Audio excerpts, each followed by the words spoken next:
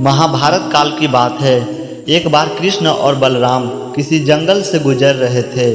चलते चलते काफ़ी समय बीत गया और अब सूरज भी लगभग डूबने वाला था। अंधेरे में आगे बढ़ना संभव नहीं था। इसलिए कृष्ण बोले, बलराम हम ऐसा करते हैं कि अब सुबह होने तक यहीं ठहर जाते हैं। सुबह होते ही हम अपने मंजिल की ओर बढ़ चलेंगे। बलराम बोले, पर इस घने जंगल में हमें खतरा हो सकता है। यहाँ सोना उचित नहीं होगा। हमें जागकर ही रात बितानी होगी। अच्छा, हम ऐसा करते हैं कि पहले मैं सोता हूँ और तब तक तुम पहरा देते रहो, और फिर जैसे ही तुम्हें नींद आए तुम मुझे जगा देना, तब मैं पहरा दूंगा और तुम सो जाना। कृष्ण ने सुझाव दिया। बलराम तैयार हो गए। कुछ ही पलों में कृष्ण गहरी नींद में चले गए और तभी बलराम को एक भयानक आकृति उनकी ओर आती दिखी। वो कोई राक्षस था। राक्षस उन्हें देखते ही जोर से चीखा और बलराम बुरी तरह डर गए। इस घटना का एक विचित्र असर हुआ। भय के कारण बलराम का आकार कुछ छोटा हो गया और राक्षस और विशाल हो गया। उसके बाद राक्षस एक बार और चीखा और पुनः बलराम डर कांप उठे। अब बलराम और भी सिकुड़ गए और राक्षस पहले से भी बड़ा हो गया। राक्षस धीरे धीरे बलराम की ओर बढ़ने लगा। बलराम पहले से ही भयभीत थे और उस विशालकाय राक्षस को अपनी ओर आता देख जोर से चीख पड़े। कृष्ण और चीखते ही वहीं मूर्छित होकर गिर पड़े। बलराम की आवाज़ सुनकर कृष्ण उठे।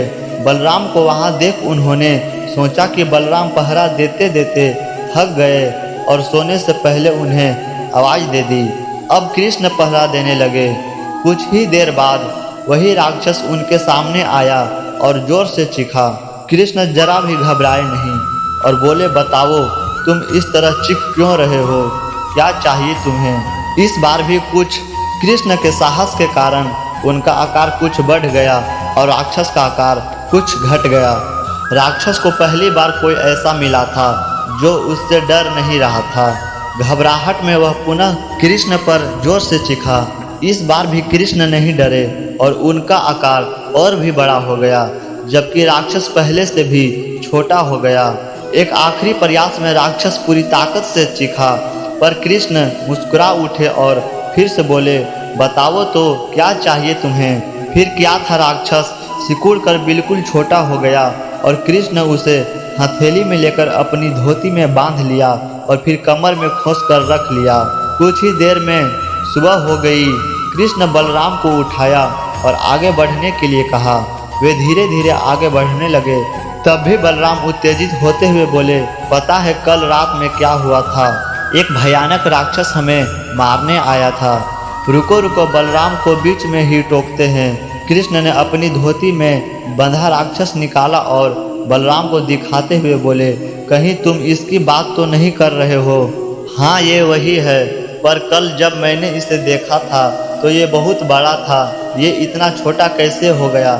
बलराम आश्चर्यचकित होते हुए बोले। कृष्ण बोले, जब जीवन में तुम किसी ऐसी चीज से बचने की कोशिश करते हो जिसका तुम्हें सामना करना चाहिए, तो वो तुमसे बड़ी हो जाती है और तुम पर नियंत्रण करने लगती है।